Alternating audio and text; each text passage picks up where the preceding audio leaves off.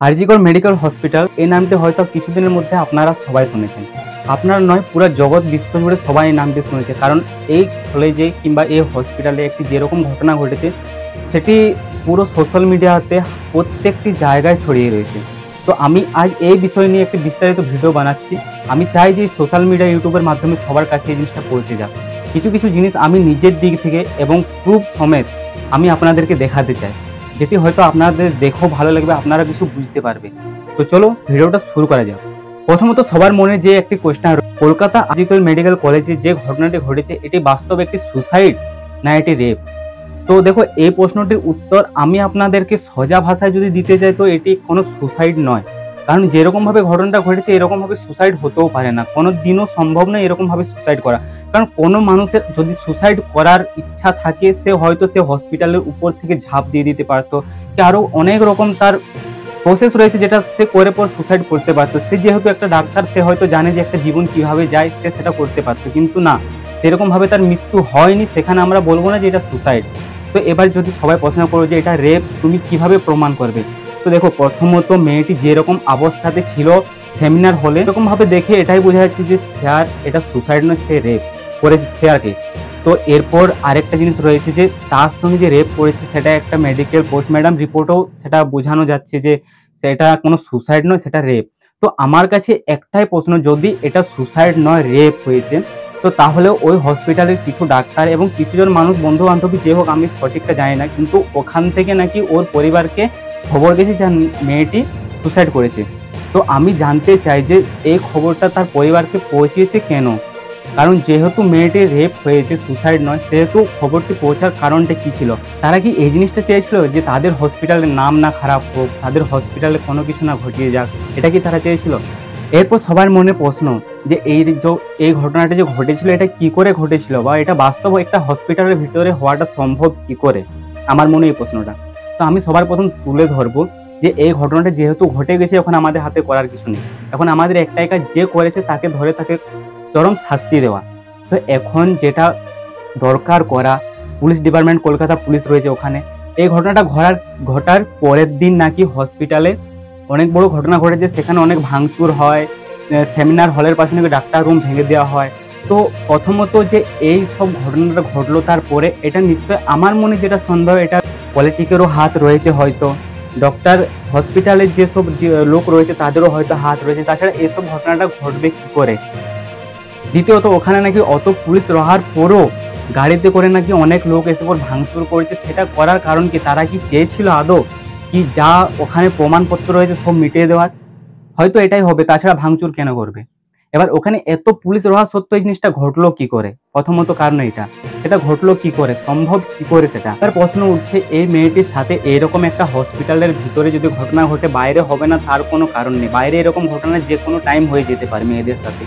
তাহলে আমার প্রশ্ন যে একটা হসপিটাল যেখানে এতটা সিকিউর, সবাই মনে করেছে এখানে আমার কিছু হবে না, কারণ এখানে হসপিটাল, অনেক মানুষ রয়েছে, অনেক ডাক্তার রয়েছে, তাদের মাঝে এরকম কিছু ঘটনা ঘটাটা সম্ভব নয়, আদৌ সম্ভব নয় কোনোদিন। এরপর এরকম ঘটনা যখন ঘটেছে, নিশ্চয়ই এটার পেছনে কিছু লোকের হাত রয়েছে, তাছাড়া এরকমটা ঘটা সম্ভব হতেই পারে না। এরপর সেটা কি করে হয়েছে যদি বলেন, সেই মেয়েটা নাকি সেদিন রাতে ডিউটি করার পর তার 4 জন বন্ধুর সাথে অনলাইনে খাবার অর্ডার করে তারা সেমিনার হলে নাকি খাবার খেয়েছে। এরপর আমার তো একটাই প্রশ্ন, যে 4 জন বন্ধু ওদের সাথে খাবার খেয়েছিল ওরা একসাথে, সেই বন্ধুরাকে ডাকা হোক, ইনভেস্টিগেশন করা হোক। কারণ সেই 4 জন বন্ধু এখন কোথায়, তারা কোথায় রয়েছে, তারা কেন আসছে না সোশ্যাল মিডিয়ার সামনে? এরপর মেয়েটার যে পোস্টমর্টম রিপোর্ট করা হয়েছে, একটা পোস্টমর্টম রিপোর্ট করতে গেলে অন্তত আমার হিসাবে 3 দিনের চেয়েও বেশি হয়তো টাইম লাগতে পারে, কিন্তু সেই রিপোর্টটা পরের দিন হঠাৎ কি করে এলো? পোস্টমর্টম রিপোর্টটা এত তাড়াতাড়ি আসা সম্ভব কি করে? আর যদিও পোস্টমর্টম রিপোর্টটা এত তাড়াতাড়ি সম্ভব হয়েছিল আনার কোনো কারণ যদি ছিল ওদের মধ্যে, তো পোস্টমর্টম রিপোর্টে যেগুলো জিনিস রয়েছে সেটা বাদ দিয়ে এই রিপোর্টটা কেনে আসেনি কি সেদিন রাতে যে খাবার খেয়েছিল সে খাবারের মধ্যে কোনো জিনিস তো মেশানো হয়নি? এটাও তো হতে পারে তার যে বন্ধুরা ছিল তারাও হয়তো ওই লোকেদের সাথে জড়িত ছিল, তারা খাবারের সাথে হয়তো কিছু মিলিয়ে দিয়েছিল, তারপর সেই মেয়েটা বেহোশ হওয়ার পর তার সাথে কোনো দুর্ঘটনা ঘটেছিল, এটাও তো হতে পারে। কিন্তু সেই জিনিসটা কেন ধরা হচ্ছে না? আবার কিছু কিছু ঘটনা এখন শোনা যাচ্ছে, কিছু কিছু কল রেকর্ডিং ওই হসপিটাল নার্সের থেকেই আসছে যে নাকি ওই মেয়েটা ডাক্তার রুমে টেস্ট করতে গিয়েছিল। তাহলে ডাক্তার রুম থেকে সেমিনার হলকে এলো কি করে? কালারের ব্ল্যাঙ্কেট ঢাকা দিয়ে তারপরে সেমিনার রুমে এমনি কি তোমাদের ওরকম সেমিনার রুমে তোমরা ঘুমানো হয়? মানে আমি যদিও কোনো আইডিয়া নেই, ওই জন্য জিজ্ঞেস করছি। না, এবার একটা রেসিডেন্টের ডক্টর রুমস থাকে, আচ্ছা। বুঝতে পেরেছিস, তারপরেও সেমিনার থাকে। এবার হুম। সেমিনারে একটা বেড থাকে, আর ডক্টরস আচ্ছা রুমে দুটো তিনটে যেরকম বড় ঘর হবে সেরকম বেড পাতা থাকে। আচ্ছা আচ্ছা। মেনলি ডক্টরস রুমে শোয়ার কথা, ঠিক আছে। হুম হয়েছিল কি, ওকে বডিটা পাওয়া গেছে সেমিনার রুমে, হুম কিন্তু ঘুমাচ্ছিল ডক্টরস রুমে। যে রুমটা তোর এখন ভাঙা হয়েছে, দেখেছিস রুমটা ভেঙেছে, হুম হুম হুম, একটা ভিডিও ঠিক দেখছিলাম। বাথরুমের পাশেই, হুম ঠিক আছে, মানে বাথরুমটাকে অজুহাত দিয়ে হুম। ওই রুমের তাকে নিশ্চয়ই ওখান থেকে নিয়ে আসা হয়েছে। এবারে ওখান থেকে যখন ডাক্তার রুম থেকে সেমিনার হলকে নিয়ে আসা হয়েছে, এর মধ্যে একটা প্রসেস যে তাকে ওখান থেকে নিয়ে এলো। এত বড় একটা হসপিটালের মধ্যে সিসিটিভি ক্যামেরা যে নেই সেমিনার হলে, এটা কি করে হয়?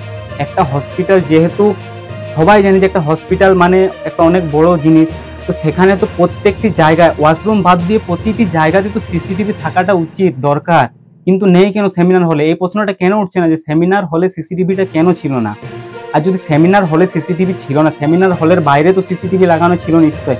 তাহলে যখন ঘটনাটা ঘটেছিল রাত 12টার পর থেকে সকাল 5টার আগের পর্যন্ত সেমিনার হলের বাইরে যত যা সিসিটিভি রয়েছে তন্ন চেক করা হোক, যে সেমিনার হলের দিকে কতজন গিয়েছে কখন আর কতজন বাইরে এসেছে, ততজনকে ধরে পর ইনভেস্টিগেশন শুরু করা হোক, যে তারা কিসের জন্য গিয়েছিল, তাদের প্রমাণপত্র প্রত্যেকটি জিনিস নেওয়া হোক, তারা হসপিটালের সদস্য বটে কিনা, তারা হসপিটালে কিসের জন্য গিয়েছিল।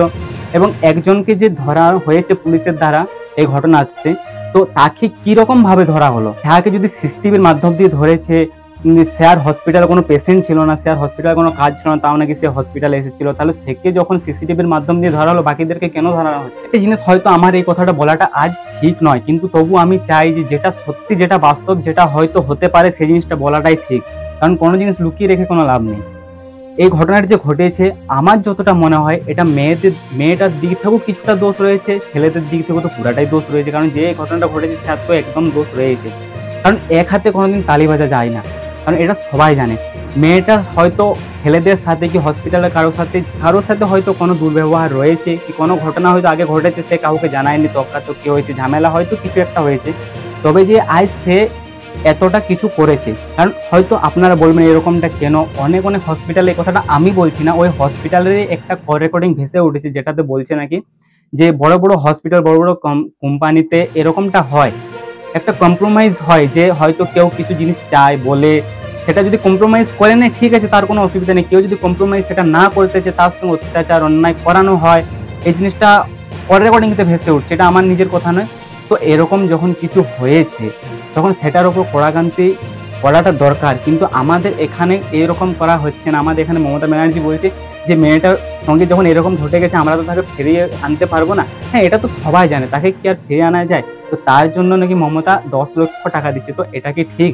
তার যে এটা করেছে, এই জিনিসটা মেয়েটার সাথে যে অত্যাচার হয়েছে, সেটার আইন ব্যবস্থাতে সেটা করা হোক, ওর যে হত্যাকারী তাকে ধরা হোক, তাকে চরম শাস্তি দেওয়া হোক, না কি 10 লক্ষ টাকা দিয়ে তার পরিবারকে মন ভুলানো হোক। এই জিনিসটা করাটা কিন্তু ঠিক নয়। একটা প্রশ্ন যেটা রয়েছে সবার মধ্যে, যে ঘটনাটা যদি সেমিনার হলে ঘটেছিল, তাহলে ডাক্তার রুমে ভাঙচুর কেন হলো?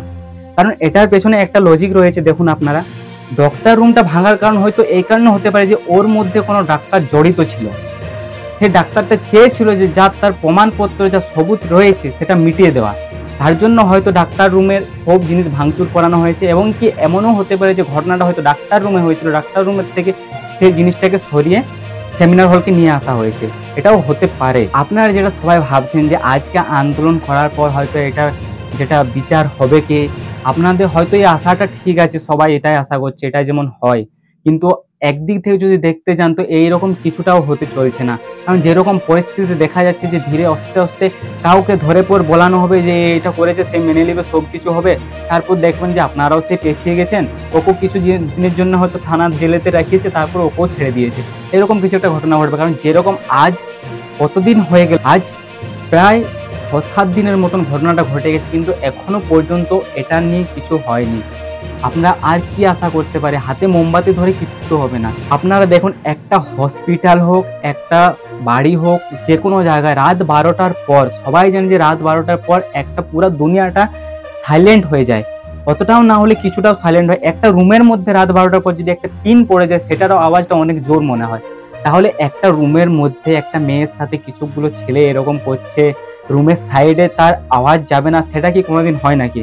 এটা আদৌ সম্ভব নয় যে একটা মেয়ের সাথে ছেড়ছাড়ি করবে ছেলেরা, কিছু ছেলে কিছু মেয়ে যেই যা হোক, তার আওয়াজ যাবে না, সেটা রাত 12টার পর সাইলেন্ট রাখবে। সেই সময় তো রুম একদম সাইলেন্ট, সে রুমের বাইরে তো আওয়াজ যাওয়াটা একদম নিশ্চিত, রুমের বাইরে তো আওয়াজ যাবে, কিন্তু এরকম কিছু হয় না। তার কারণ আমার তো মনে হয় এটাই হতে পারে যে তার বন্ধু বান্ধব যারা 4 জন ছিল ওর সাথে, তারা হয়তো খাবারের সাথে কিছু মিশিয়ে দিয়েছিল, যে কারণে মেয়েটা হয়তো অজ্ঞান অবস্থায় ছিল, তারপর মেয়েটার সাথে তার রাগবাজি দেখিয়েছিল। এটা তো হতে পারে, কারণ রাত 12টার পর রুমে সিসিটিভি নেই, প্লাস রাতে এই ঘটনাটা ঘটেছে না কেউ জেনেছে না কিছু, সকালে সবাই নাকি জেনেছে যে এরকম এরকম ঘটনা।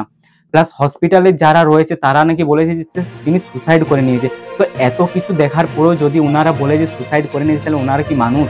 ডেড বডিটাকে দেখে পর যে কেউ বলে দেবে যে এটা সুসাইড নয়, এটা একটা মার্ডার। তো তারা কি দেখে? তারা তো একটা ডাক্তার, তারা তো হসপিটালে সবসময় আসা যাওয়া করছে, হসপিটালে থাকছে, তারা তো পেশেন্টদেরকে দেখছে কোনটা কি রকম পেশেন্ট, কার সাথে কি হয় না হয়, তারা তো দেখেই বুঝতে পারবে যে এটা সুসাইড ছিল না মার্ডার ছিল। তাহলে তারা চাপা দিতে কেনে চেয়েছিল? প্রথমত প্রশ্ন এটা, তারা চাপা কেন দিতে চেয়েছিল? যে এই জিনিসটা চাপা দিয়েছিল তাকে আগে ধরানো হোক, যে সে কেন চাপা দিতে চেয়েছিল, হসপিটাল বাঁচানোর জন্য? তার কাছে একটা ডাক্তারের চেয়ে হসপিটালটা বেশি হয়েছিল। আপনাদেরকে আমি সবাইকে এটাই অনুরোধ করব, দেখুন যেটা ঘটে গেছে সেটা নিয়ে হয়তো আপনারা এখন ভাবনা চিন্তা সবার মধ্যে আছে, কিন্তু ভেবেচিন্তে কোনো লাভ নেই। আজকে ঘটনা ঘটেছে, আজকে সবাই আন্দোলন করছেন, 2 দিন পর সবাই ভুলে যাবেন, কে কোথায় থাকবেন কেউ তখন মনে করবেন না। আমি এটাই চাইবো যে এবার যেন আমাদের সরকার এই দিকটা থেকে একটা কোনো আইন ব্যবস্থা চালু করুক, কারণ আমরা চাই যে দেশ স্বাধীন যখন হয়ে আছে, মেয়েরা স্বাধীনতা এখনো পায়নি। আশা করি এটাই মনে হচ্ছে, মেয়েরা এখনো স্বাধীনতা পায়নি। কারণ যদি স্বাধীনতা পেত তাহলে আজ একটা হসপিটালের ভিতরে একটা মেয়ের সাথে এরকম দুর্ঘটনা ঘটতো না। তো আমি তো এটাই অনুরোধ করবো সরকারের কাছে যে যদি তোমাদের দ্বারাই হয়, কিছু করো না করো, তোমরা কমসে কম এই আইনটা বার করো যে মেয়েদেরা যেমন স্বাধীনভাবে থাকতে পারে। আর আরেকটা জিনিস, যত সবাই আন্দোলন করছো করো, করাটা দরকার একান্তই, কারণ আন্দোলন না করলে হয়তো পরের দিন এটা নিয়ে কোনো কেউ চেষ্টাই করবে না কিছু, কিন্তু আপনাদের এত আন্দোলন করাটাও হয়তো বেকার হবে। কারণ দেখুন, আপনারা আন্দোলন করার চেয়ে আপনাদের পরিবারের প্রত্যেক মেয়েকে আপনারা শিক্ষা দিচ্ছেন কি, যে বাইরে যাস না, বাইরে গেলে ছেলেরা এরকম করবে, ছেলেরা খারাপ, ছেলেরা এই ছেলেরা ওই, তোদের সাথে এরকম হবে। এই শিক্ষাটা না দিয়ে যদি আপনারা এই শিক্ষাটা দেন যে এই কাজ থেকে এইরকম তোর সাথে কেউ করলে তুই ওখান থেকে কি করে বাঁচবি, কেউ যদি তোর সাথে এরকমটা করে তুই ওখান থেকে কি করে যাবি, কি করাটা দরকার না দরকার সেটা আপনারা শিখান। আপনারা এটা শেখাবার দরকার নেই যে কে কি করবে, সেটা সবাই জানে যে কে কি করবে, কি করে সেখান থেকে বেঁচে আসবে সেটা আপনারা শেখান। আপনাদের মা বোন ভাই সবাইদের আমি এটাই রিকোয়েস্ট করবো, আপনাদের পরিবারে যদি কোনো মেয়ে থাকে আপনারা এই শিক্ষাটাই দেন। কারণ হয়তো আপনারা বলবেন যে তুই তো এখন ছোট রে, তোর কি এমন মাথাতে বুদ্ধি আছে? হয়তো আমার মাথাতে বুদ্ধি নেই, কিন্তু সাধারণ মানুষের জ্ঞান একটা সবার মধ্যেই রয়েছে। সবাই এই জিনিসটা ভাবনা চিন্তা করেই ভাবুন। আর আমার শেষ মতো আমি একটা জিনিস বলতে চাই, যেটা যে দেখুন এই ঘটনাটা ঘটেছে, আজ মেয়েটার সাথে অনেক খারাপ কিছু হয়েছে, আমিও বলবো না যে ভালো, এই জিনিসটা ভালো বলাটা কোনোদিনও আমার মধ্যে শোভা দেয়নি, কারণ এটা অনেক বড় ঘটনা একটা মেয়ের সাথে ঘটেছে। কিন্তু এর মধ্যে হয়তো মেয়েটারও কিছু, আমি প্রথমেই বললাম ভিডিওতে যে এটার মধ্যে মেয়েটারও কিছু না কিছু একটু হলেও সম্পর্ক রয়েছে। আর যে এই ঘটনাটা ঘটিয়েছে মানে মেয়েটার সাথে যে এরকমটা করেছে, সেই মেয়েটার আশেপাশেরই মানুষ ঘটে, তাছাড়া এমন হতে পারে না যে মেয়েটাকে চিনে না জানে না সে তার সাথে এরকম একটা ঘটনা ঘটবে। সবার মনের মধ্যে ভয় থাকে, কারণ যে যতই না বলুক যে আমার মধ্যে ভয় নেই, আমি এরকমটা করবো, পারবে না, এতটা সহজ নয় যতটা বলতে পারে হয়তো। তো কারণ যেটা আমি শুনলাম ওদের এই গ্রুপের না, মানে ওদের হসপিটালের কিছু মেয়েদের রেকর্ডিং, যে ওনারা বলছে এরকম এরকম কোম্পানিতে হসপিটালে কম্প্রোমাইজ হয়, অনেকে ডাক্তারে অনেকে এসে বলে যে তুই আমার সাথে এরকম কর, থাক, আমি তোর ম্যানেজ করে দেবো। তো হ্যাঁ, এরকমটা বাস্তব, শুধু হসপিটাল এতে নয়, অনেক জায়গায় প্রায় জায়গায় এরকমটা হয়। আমিও বাইরে কাজ করে এসেছি, এরকম ঘটনা আমি শুনেছি। তো এরকম হয়তো কিছু মেয়েটার সাথে হয়েছিল, মেয়েটা নিজের সম্মান বাঁচানোর জন্য এটা করাটাও দরকার আমি বলবো, কারণ মেয়েটা হয়তো তাদের কথা মতো যায়নি, সে নিজের কথা মতো চলেছে, আর সে রাগবাজিতে হয়তো তার সঙ্গে আজ এরকমটা করেছে। তো হয়তো আমাদের খারাপ লাগছে যে একটা মেয়ের সাথে এরকম ঘটনা ঘটেছে, কিন্তু করার তো কিছু নেই। আমরা এটাই আশা করব যে মেয়েটার সাথে যেহেতু এরকম ঘটনা ঘটে গেছে, যেমন এটার বিচার হয়।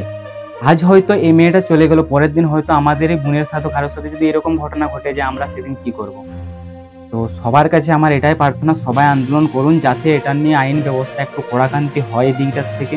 আর আশা করছি সবাই এই ভিডিওটা দেখে হয়তো কিছু বুঝতে পেরেছেন, আর যদি বুঝতে পারেননি আমি আবার একবার অনেক ছোট করে বলে দিতে যাচ্ছি যে আরজিকর কলেজে একটা রেপের ঘটনা ঘটে, যেটাকে নাকি সুসাইড বলে সেটাকে চাপা দিতে চেয়েছিল। কিন্তু তার পরের দিন কিছুজন মানুষ ওখানে ঢোকে, কিছুজন মানুষ না, গুন্ডাই বলবো, কারণ এরা একটা এরকম ভাবে সবকিছু মিটিয়ে দিতে চাইছিল। সেখানে পুলিশরাও নাকি লুকিয়েছিল। কলকাতা পুলিশ একটা তাদের কাজ হতে পাবলিকদেরকে প্রোটেক্ট করা, কিন্তু তারা নিজে প্রোটেক্ট হচ্ছিল পাবলিকদের কাছ থেকে।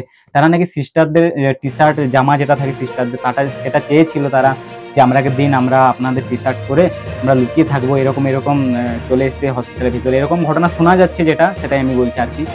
তো পুলিশদের কাজ যখন প্রোটেক্ট করা, তখন পুলিশের এরকমটা করাটা মানে নিশ্চয়ই কিছু তো ব্যাপার আছে। আর দ্বিতীয়ত দেখুন, এত চিন্তা ভাবনা করে লাভ নেই, কারণ যেহেতু ঘটনাটা ঘটেছে, আমি বারবার বলছি যে আপনারা নিজের পরিবারের যদি সদস্য কোনো মেয়েতে রয়ে, তাদের শিক্ষা দিন যে কী করে তারা সেখান থেকে করবে, তাদের সেফটির জন্য তারা ব্যবস্থা করুন। আর আশা করছি সবার ভালো লেগেছে, ভালো থাকুন, সুস্থ থাকুন, দেখা হবে। সবার সামনে আরেকটা বড় প্রশ্ন, হয়তো সবার সামনে নেই, আমার সামনে যদি রয়েছে, আমি বলতে চাই যে যদি সিসিটিভির মাধ্যম দিয়ে একজনকে ধরতে পেরেছে, তাহলে বাকিগুলোকে কেন ধরতে পারছে না? তারা কি এটা একটা সাজিয়ে গল্প তৈরি করছে কি যে ইনি মার্ডার করেছেন, ইনি রেপ করেছেন? কারণ একজনের দ্বারাই তো এই জিনিসটা সম্ভব আদৌ নয়। আর যেহেতু পোস্টমর্টম রিপোর্টে তার বোঝানো যাচ্ছে যে মেয়েটির ভিতরে, শরীরের ভিতরে 160 গ্রাম স্পার্ম ছিল, তো সেহেতু একটা ছেলের দ্বারা তো এটা সম্ভব হতেই পারে না কোনোদিন। তো এটার জন্য না কেমন একটা মনে হচ্ছে যে ঘটনাটা ঘটেছে, কিন্তু এটা একটা রাজনীতির দ্বারা একটা গল্প তৈরি করে দিচ্ছে। যে এর আগে একটা ঘটনা ঘটেছিল, হয়তো আপনারা জানেন, জাস্ট আমি নামটা মনে আসছে না ঘটনাটা, কিন্তু সেটাতে কি হয়েছিল, লাস্ট পর্যন্ত কিছু মানুষকে ধরে তারা মেনে নিল যে আমরা ঘটনাটা ঘটিয়েছি, আর কিছুদিন থানাতে জেলেতে থেকে পর তাদেরও জেল থেকে ছেড়ে পেয়ে গেল, আর সেই কেসে সব ঠিক হয়ে গেল। তো এরকমটা কিছু হতে চলেছে, এটাও মনে হচ্ছে।